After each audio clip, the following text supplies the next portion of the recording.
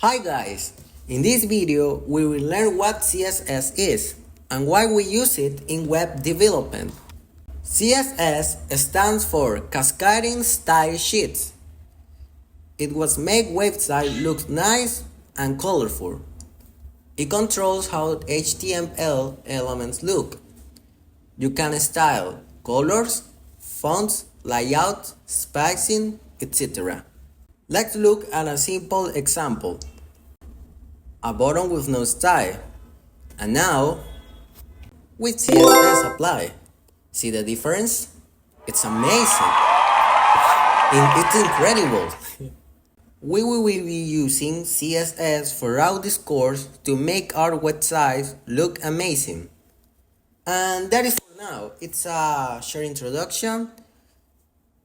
I'm glad to see you, and I hope that you enjoy the course and give a like to the creator of the course.